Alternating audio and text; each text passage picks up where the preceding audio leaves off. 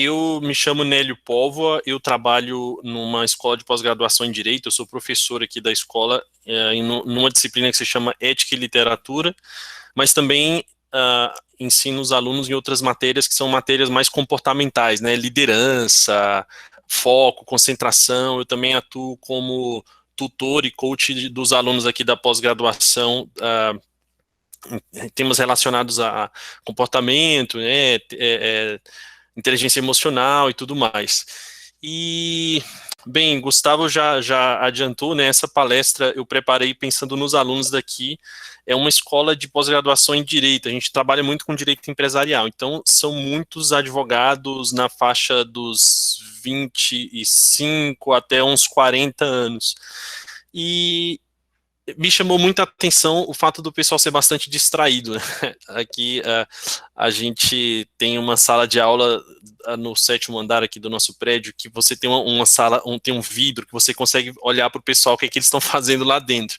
E teve um dia que eu fiz foi uma pesquisa, né? Na verdade, uma observação, né? Mais do que uma pesquisa.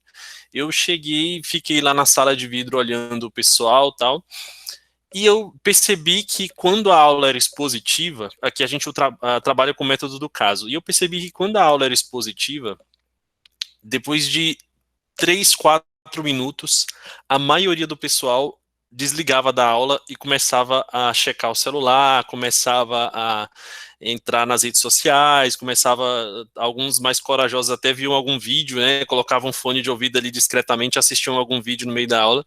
Isso eu estou falando de pós-graduação adultos, né? São profissionais que muitos deles já têm um escritório próprio, são profissionais que já são, muitos deles também muito bem conceituados na área que eles atuam, e eu notei que eles têm essa grande dificuldade.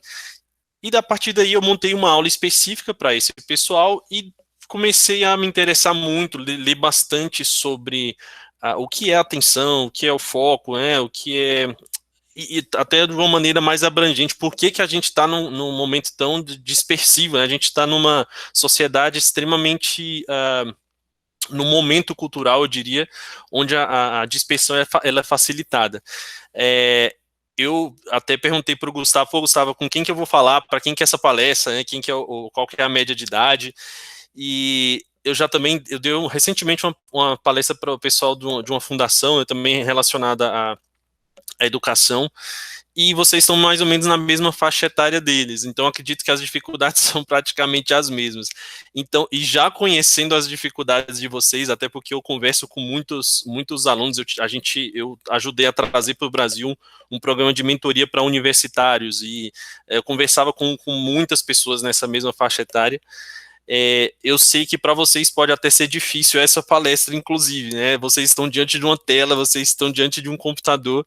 É muito provável, se não praticamente certo, que alguns de vocês, né, comecem a navegar em outros sites ou se dispersem no WhatsApp, seja lá onde for.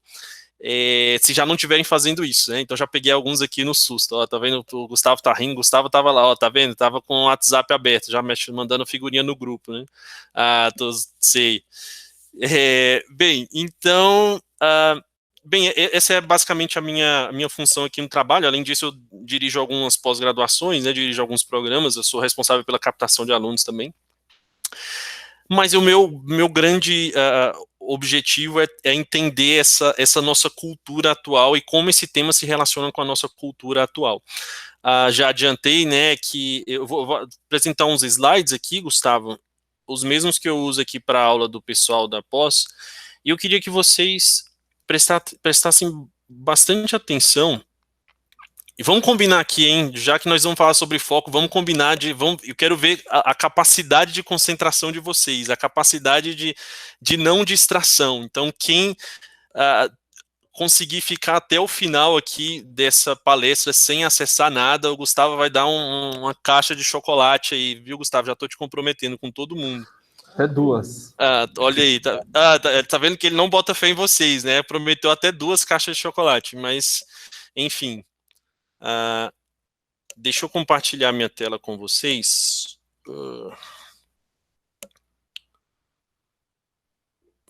Tá. Olha só, 2 caixas. O Neiva tá agitando aqui. Tá vendo, Gustavo? Sobrou pra você aí, cara. Mano, você falou em chocolate e café pro Neiva, ele vai agitar mesmo. Esquece. Não, vocês veem que eu tô com dificuldade pra apresentar. Meu Deus. Você já usou o Meet apresentar agora aqui? Como que. É uma. Ah, pronto, achei. Foi? Boa. Foi. Bom, eu não sei, eu acho que eu não vou conseguir ver o rosto de vocês, mas. Será que eu consigo?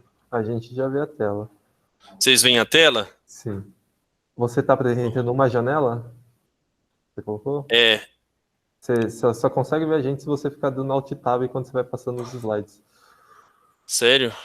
Ah, então vou fazer isso, porque eu quero ver se vocês estão prestando atenção. Eu estou brincando. Bom, pessoal, olha só. Para começo de conversa aqui, já pus até o logo, pra vocês verem, né, do CEAP. Nossa, mas isso aqui tá demorado, mas enfim. Olha só as cenas com as quais a gente se depara hoje. Isso é o mais comum. Você sai hoje com seus amigos pro boteco, é o que você vê é isso aqui, ó. Aí você vê um casal que começou apaixonado e hoje estão aí, né, cada um na sua, cada um falando no celular, a mulher falando com as amigas que não aguenta mais o marido, e ele ali combinando futebol com os amigos. No metrô, então, isso aqui não é no Brasil, mas você vê que o problema é no mundo inteiro. Às vezes eu pego o metrô aqui em São Paulo, eu vejo essa mesma cena, todo mundo, cada um no seu celular. E o negócio começa a ficar mais grave. Olha só essas notícias de jornal. Distração no celular e queda do terceiro andar fizeram o jogador encerrar a carreira. Isso aqui é um jogador na Espanha que caiu, ele estava mexendo no celular e não viu que estava em construção o andar dele no prédio onde ele estava, no hotel, lá em Madrid. Então caiu, ficou paraplégico e teve que encerrar a carreira. Distraído com o celular, o homem cai no Canal da Mancha. Tem até um vídeo desse cara aqui passeando e caindo no Canal da Mancha. Vocês não assistam agora. Celular no trânsito mata 150 pessoas por dia no Brasil, mesmo com o Viva Voz. Então a pessoa acha que porque está no Viva Voz ela está mais protegida, né? Ou se distrai menos, mas isso não adianta. Falta de atenção é responsável por mais de 27 mil acidentes de trânsito em 2018. Olha só, olha o absurdo que a gente está vivendo hoje. O uso de celular a volante é a terceira maior causa de mortes no trânsito no Brasil. E esse problema, ele foi percebido pelos gurus digitais, né, o pessoal lá do Vale do Silício que, de certa forma, implementou algumas das mudanças que nos fizeram ficar viciados nesses componentes tecnológicos, né, seja em rede social, seja no celular, seja lá o que for. Olha só, os gurus digitais criam os filhos sem telas, ou seja, eles estimulam os outros a viverem com telas, mas os filhos deles, eles sabem, sabendo o mal que causam as telas, eles já preservam os próprios filhos. Escolas no Vale do Silício não usam computadores e tablets. Olha só, expertos da tecnologia afastam seus filhos de tablets e telefones celulares. Pai dos vício nas telas agora quer oferecer a cura. Vocês provavelmente viram isso aqui. Isso aqui eu trouxe mais algumas notícias mostrando que já estão querendo mudar a nível legislativo, né? Tem projetos de lei para, olha só, querer proibir autoplay e rolagem infinita em sites. Muito provavelmente isso aqui não vai acontecer, mas já nos chama a atenção que o Estado já começou a olhar para isso como um problema. E acredito que muitos de vocês já tenham visto esse Dilema das Redes aqui, né, que é o documentário da Netflix que ficou bem famoso. Eu particularmente, eu gostei bastante, só acho que algumas representações ali ficaram um pouco caricatas, mas o conteúdo dele é muito interessante. Quem puder assistir, assista, né, se é que vocês já não assistiram esse documentário. Bem, esse é o mundo em que a gente vive, né? Eu gosto muito de, para essa palestra, utilizar o título A Atenção, um recurso escasso na era digital, porque de fato é um recurso muito, muito escasso, como vocês vão ver. E o que caracteriza a era digital? Não sei se vocês já pararam para pensar nisso, porque a gente está nesse momento, né, nesse momento histórico, nesse momento cultural, mas a gente às vezes não se dá conta do que é. A gente fala muito de era digital, e ela é uma conjunção de 4 grandes revoluções interiores, vamos dizer assim, dentro da própria era digital, né, que é a internet, a comunicação móvel, os dispositivos eletrônicos e as possibilidades de entretenimento. Isso tudo somado isso somado é igual ao Mobile Revolution, que faz parte desse contexto de era digital. Olha só, o tempo médio, não sei se vocês já viram essa tabelinha aqui, mas ela é muito interessante. Esse aqui é o tempo médio que cada uma desses utilitários aqui levou para alcançar 50 milhões de usuários. Olha só, os aviões demoraram 68 anos para poder chegar a 50 milhões de usuários, pessoas distintas. Eletricidade, 46 anos, cartão de crédito, 28 anos, a internet, 7 anos, os celulares, 12, 4 anos do YouTube. Agora, olha só isso aqui. Twitter, 3 anos, Facebook, 2 anos, Pokémon GO, 19 dias. Isso aqui nos mostra que a gente está diante de algo muito, muito grande, algo que tem um potencial absurdo para ou mover o homem ou para deteriorar o homem. E é isso que eu queria que vocês entendessem bastante, né? Se eu saísse se vocês saírem dessa nossa conversa, eu vou abrir um momento para a gente bater um papo depois, entendendo que o que está acontecendo no mundo hoje nos afeta, na verdade não só hoje, né? O mundo nos afeta, a cultura nos afeta, a forma como as coisas estão montadas nos afetam, e a era digital nos afeta, né? Vocês vão se dar conta disso muito em breve, quando eu começar a falar de algumas coisas que acontecem conosco no dia a dia. Esses dispositivos são maus ou bons? Tem gente que se pergunta, né? Eu já vi várias pessoas falando várias coisas, né? Eu acho que os celulares não são bons, e já vi gente falando que é mal mesmo. Esses dias eu estava assistindo uma palestra de um professor espanhol que falava que, olha, eu não acredito que seja boa, os celulares não sejam algo bom. Enfim, dentro do estudo da moralidade, né, da filosofia moral, você vê que isso não é um tipo de valoração aplicável a esses objetos, né? A técnica, ela é teleologicamente indeterminada, ou seja, ela não tem um fim determinado, né? Isso é uma valoração aplicável à pessoa que atua. Por isso que a desordem, com respeito à integração da tecnologia à vida do homem, acaba por evidenciar os efeitos negativos, ou seja, nós estamos num contexto tão desordenado, as pessoas estão desordenadas no uso das coisas, no uso dos bens, que isso acaba ressaltando o efeito negativo. Por isso que não é incomum a gente se deparar com pessoas que acham que é mal tecnologia e tudo mais. Não acredito que seja o caso de vocês. Isso é mais comum enxergar em pessoas mais velhas, né, em pessoas que já estão em outra geração. Muito provavelmente vocês ainda não se fizeram esse questionamento, né, se esses dispositivos são maus ou bons. Agora, a pergunta que eu faço para vocês não é se eles são maus ou bons, é se eles são maus ou bons para vocês, para cada um de vocês aqui que está assistindo. Se vocês estão conseguindo integrar inserir esses elementos digitais, né, as telas, celular, rede social, na vida de vocês, se vocês estão inserindo bem isso. Olha só, a tecnologia pode ser mal inserida na vida do homem por 3 motivos. Primeiro, o homem não sabe ordená-la em conjunção com o fim último. Eu vou explicar isso aqui melhor. Segundo, as estruturas sociais, empresas, governos, etc., utilizam da tecnologia como meio para satisfazer seus interesses privados e não bem comum. Isso aqui fica muito claro no documentário lá da Netflix, O Dilema das Redes. E as tecnologias não são projetadas com a concepção antropológica correta do homem. Isso aqui também é muito verdadeiro, né?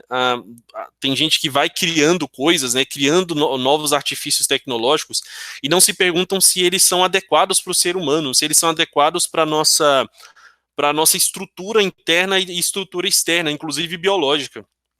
Tem algumas tecnologias que não respeitam isso. Um exemplo, né, que é bem banal, a questão da tela azul. Hoje, a maioria dos celulares já vem com bloqueio de luz azul, né? Não sei se o de vocês tem isso, eu acho que a maioria tem. E essa foi uma mudança recente. Os primeiros celulares não tinham isso, porque se verificou que a tela azul ela é prejudicial ao olho humano, né? E essa exposição que nós vivemos agora, que nós estamos vivendo aqui, né, uma tela na nossa cara, o celular, a TV, seja lá o que for, isso é prejudicial. As empresas estão, na verdade, não é nem que elas estão se dando conta agora, porque começou a existir uma pressão para que se mudasse isso. E reparem na primeira aqui, o homem não sabe ordená-la em conjunção com o fim último. Isso aqui é determinante. se você não tem um objetivo na sua vida, se você não tem uma finalidade clara na sua vida, se você não sabe para onde você quer ir, é muito provável que você seja como eu diria, um nômade digital. Você tem uma frase do Sêneca que eu gosto muito, nenhum vento sopra a favor de quem não sabe onde ir. E uma pessoa que não sabe onde ir, ela fica à deriva nesse mar que é a internet, né? Você, provavelmente, quando você tiver um tempo livre, você é o tipo de pessoa que vai pegar o celular e vai navegar, ao invés de pensar em alguns aspectos da sua vida, aprofundar em algum pensamento, enfim. Olha só, não sei se vocês conhecem o Marcelo Monteiro, que ele é sacerdote, né? Mas aqui no trabalho eu coloquei ele como PhD em filosofia, até porque ele é mesmo PhD em filosofia, mas é porque tem gente que poderia ficar assim, meu Deus do céu. Tô falando, não, vou chamar ele de um PhD em filosofia. Olha só o que ele fala, que interessante. Isso aqui é uma tese a tese de doutorado dele, né? Que ele falava sobre a tecnologia. Olha só que bonito. O homem pode chegar a uma maior plenitude se integra adequadamente em si o elemento artificial. Objetivamente, uma pessoa com dificuldades para enxergar é melhor com os óculos do que sem eles. O que é artificial no ser humano pode ser melhor do que o que é natural. É claro que esses artifícios devem respeitar a natureza do homem. E eu coloquei aqui respeitar a natureza do homem porque a maioria das... não digo dos dispositivos, o uso que nós damos não respeita essa natureza. Isso vai ficar claro mais adiante. Já mais adiante agora, né? Olha só, a tecnologia, seja qual for, muda a percepção do homem sobre a realidade e altera as capacidades sobre as quais incide. Vamos pegar 3 invenções humanas, né? Já não tão novas. A primeira delas, a bicicleta, a segunda, os talheres e o último, o óculos. Eles alteraram a forma como o homem percebe a locomoção, a alimentação e a visão. Isso aqui é só um exemplo, que são faculdades que Aristóteles chama de faculdades inferiores do homem. Mexer na locomoção, na alimentação e na visão não é a mesma coisa que mexer, sei lá, na nossa percepção temporal. E foi exatamente isso que aconteceu com a internet. Olha só, o trem, os aviões, a internet e os celulares, eles mexeram e mexem com as nossas faculdades superiores, com o nosso entendimento, com a nossa vontade, com a nossa afetividade. Por que eu falo isso? Porque antes, eu dei uma palestra, uma aula esses dias aqui sobre a navegação do Magalhães, né, de 1950, antes de 1950 ainda.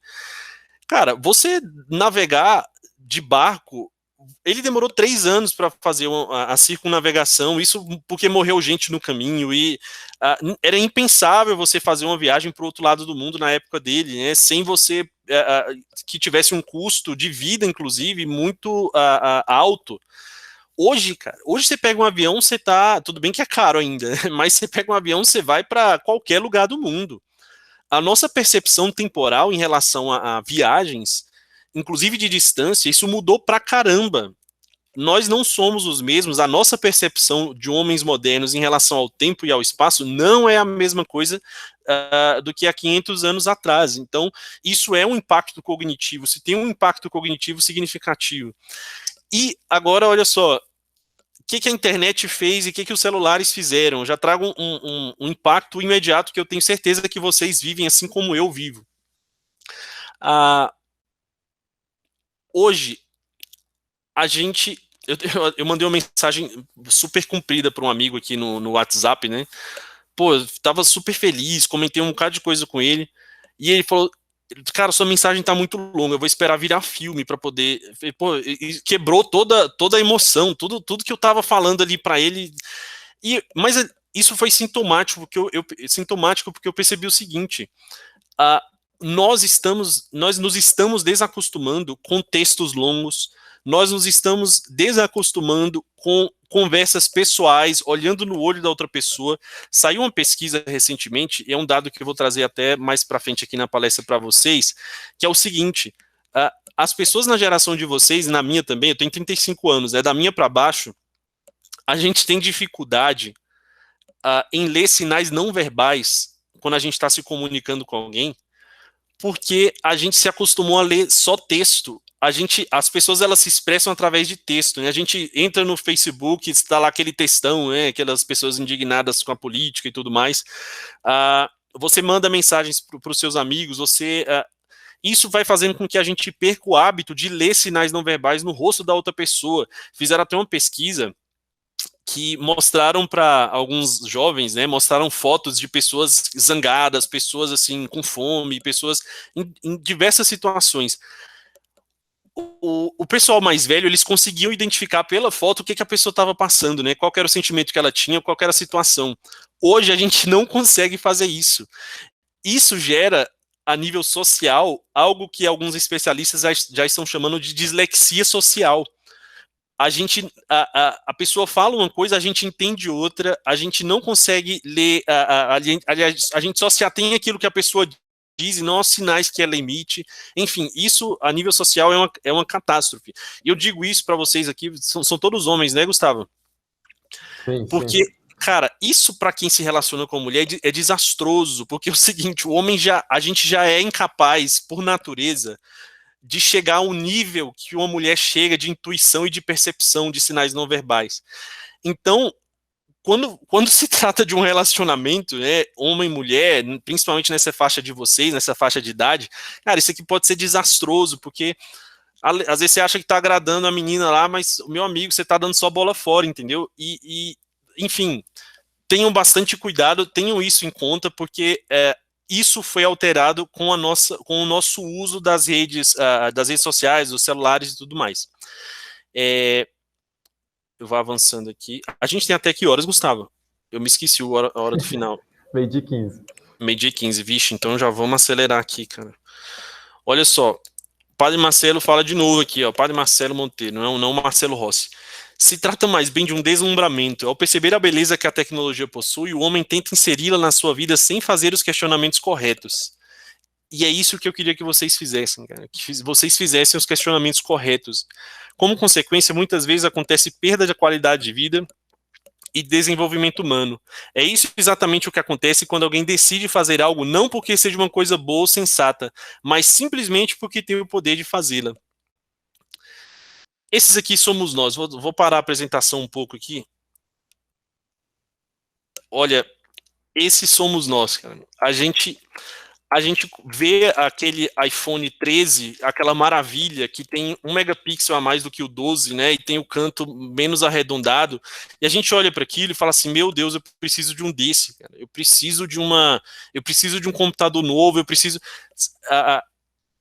entrar nessa rede social. Teve até uma febre recente lá, não sei se vocês viram aquela última rede social que era por áudio, né, como que era, meu Deus, eu até esqueci.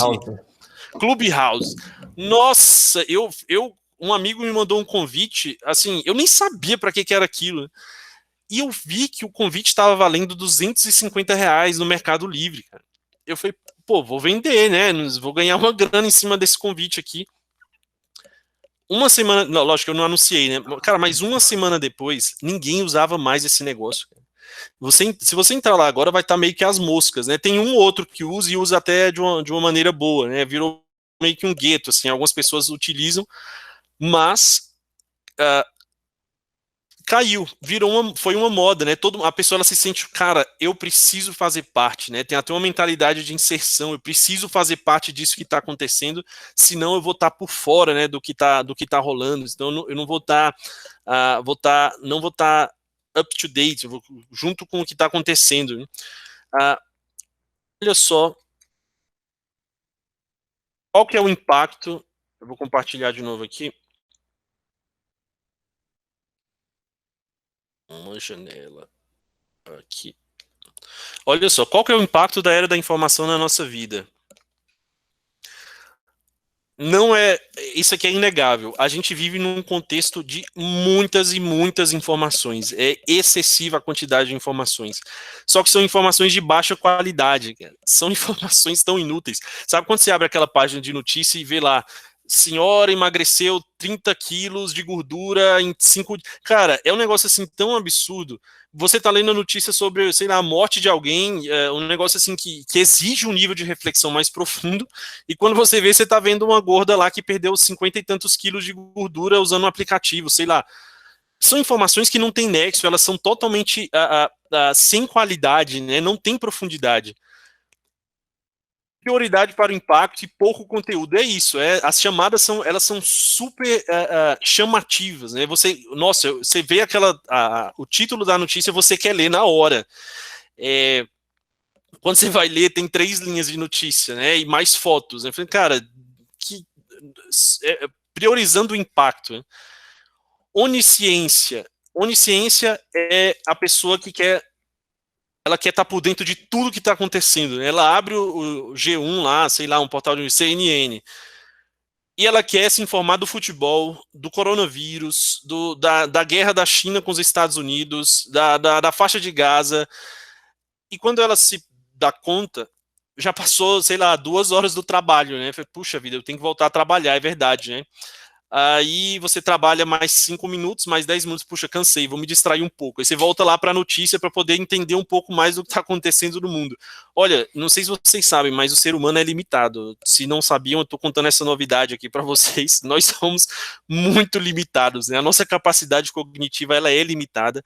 A gente não consegue dar conta dessa quantidade de informações. Inclusive, isso faz mal. Tem um livro que eu recomendo muito, muito para todos os meus alunos. É um livro do neuropsiquiatra Daniel Levitin. Ele escreveu um livro que chama A Mente Organizada. Esse livro é muito bom. Se vocês puderem comprar, comprem. Eu recomendo ele para todo mundo. E ele fala que a quantidade de decisões baseada na quantidade de informações que a gente recebe hoje em dia, ela é tão absurda, ela é tão alta, que, imaginem, até pra gente que é homem complicou. A gente vai na prateleira lá do supermercado, antes só tinha um shampoo para homem, né? Era como é que era o nome, 2 meu em Deus? 1. 3 em 1, tinha um que era 3 em 1, que era ótimo, era até espuma de barbear tinha naquele shampoo. Ou você chega lá, cara, você chega numa prateleira, tem 40 shampoos para homem, você perde 10 horas só escolhendo um shampoo, coisa que não... E tem gente, assim, eu tô falando dessa situação, mas é o exemplo que ele usa no livro, né? Mas ele usa para todo mundo. Eu tô usando para nós homens porque a nossa realidade ficou mais complicada ainda diante desse cenário.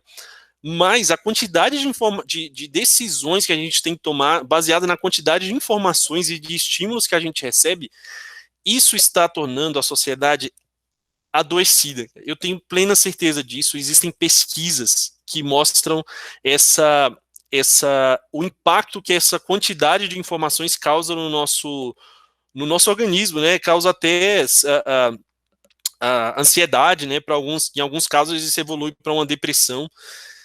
Alguns outros impactos aqui da era da informação. A gente ficou muito bom em análise. Análise é quando você separa a realidade para poder estudá-la, né? Então você tem vários setores, então você consegue se especializar em cada um deles.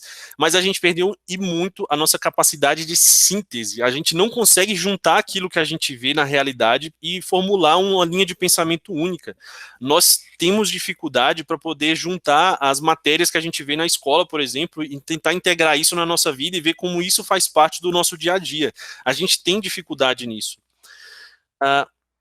Ideias devem ser rápidas. É o que eu comentei do meu amigo, né? Rejeição de leituras longas. Tem gente que se vê um livro de 50 páginas desanima, né? Meu Deus do céu, nossa, vou demorar 1 ano para ler isso aqui. Cara, não vai, desculpa, isso é só uma questão de hábito. Se você, em 1 mês, eu te garanto, se você ler todo dia, depois de um mês o seu cérebro já se acostumou com a ideia e você vai reabituar-se, né, à leitura. Se não se reabituar, vai se habituar à leitura. Bem, e uma coisa que agora, isso aqui, pessoal, tem que ficar muito, muito claro para vocês, né? Assim como para mim também. Prestar atenção em uma coisa significa não prestar atenção a outra. A atenção é um recurso limitado, cara. Pô, e eu já vou parar a apresentação aqui de novo, porque eu quero... Isso aqui é muito sério. A gente está numa sociedade numa geração que se diz multitarefa, né? Eu tenho certeza que vocês estão com várias telas abertas, embora vocês não tenham aberto elas ainda por um pedido meu, né? Eu sei que tem uma janelinha ali com o WhatsApp esperando vocês, né? Já chegou um símbolo ali de uma mensagem, você, meu Deus do céu, deixa eu será que o que eu faço? Né? O e-mail também, ou então uma janela para você ver os gols ali do Palmeiras e do Corinthians. Parece que teve jogo ontem, né? Ficou empatado, uma coisa assim. Mas, olha aí, então, você quer ver os piores lances do jogo, cara, você já tá meio que se coçando. Né? O que acontece? A gente não se dá conta que existe um custo cognitivo, isso é seríssimo, existem estudos muito profundos sobre isso. Sempre que você alterna entre uma tarefa e outra, a gente esquece essa ideia de que você é multitarefa, né? Nós não somos multitarefas. Então, você que quer, sei lá, trabalhar, depois de um segundo você vai lá e abre um vídeo, ou então tá mandando um e-mail enquanto você tá falando com outra pessoa, tá conversando com alguém, ao mesmo tempo está mandando mensagem no WhatsApp. Isso tem um custo cognitivo, né? Nós não fomos feitos, organicamente, nós não fomos estruturados para prestar atenção em mais de uma coisa ao mesmo tempo. Né? Isso faz mal para a gente, inclusive. E esse cientista, o Daniel Levitin, ele explica muito bem nesse livro Mente Organizada. Por que faz mal? Porque o cérebro ele tem um mecanismo muito, muito sutil de percepção das coisas que estão ao nosso redor. E sempre que você exige dele ficar alternando rapidamente entre uma coisa e outra, isso tem um impacto que vai fazer com que você seja, de certa forma, superficial em tudo que você faz. Mulheres, aí, sempre que eu dou essa aula aqui na escola, as mulheres, mas eu consigo prestar atenção em mais de uma coisa. De fato, a mulher, o nível de superficialidade dela é o mais profundo, vamos dizer assim, mas não chega a ser profundo demais, a ponto dela conseguir prestar atenção em mais de uma coisa ao mesmo tempo. E o que acontece quando a gente se acostuma, licença, que deu uma esquentada, o que acontece quando a gente se acostuma com essa mudança rápida de atenção? Né? Olha, a longo prazo, a médio prazo, talvez a curto prazo você não perceba tanto, mas a longo prazo você se torna um sujeito extremamente inquieto. Você se torna, a chance de você ser uma pessoa ansiosa aumenta absurdamente, muito, de verdade. Eu já conversei com alguns adolescentes, com alguns rapazes, que eram viciados, inclusive, no aparelho físico, né? Eles tinham que ficar segurando o aparelho do celular para eles ficarem menos ansiosos. E sempre que eles podiam, eles checavam o celular. Sempre, se você tem 5 minutos livres, corre pro celular. Cara, isso faz muito, muito mal. Eu digo também por experiência pessoal, né? Eu tô fazendo um detox digital, né? Não sei se vocês já ouviram falar sobre isso, tá super em alta, né? Se vocês digitarem no YouTube, vocês vão ver várias pessoas falando sobre minimalismo digital. Eu estou tentando fazer isso porque eu percebo que, por mais que eu estude esse tema, por mais que eu queira aprofundar nisso, eu também sou exigido nesse aspecto, né, eu sou requisitado, minha atenção ela é muito requisitada. E eu sei que também vocês passam por isso, porque a gente está todo mundo no mesmo barco nesse aspecto. E por último, eu vou encerrar, Gustavo, eu teria bastante coisa para falar, mas eu vou encerrar porque eu queria talvez ouvir de vocês algumas coisas, até para passar algumas dicas bem práticas, né, sobre algo voltado para a realidade de vocês. Para encerrar, eu gostaria de mostrar um último slide, que é o seguinte. Olha só.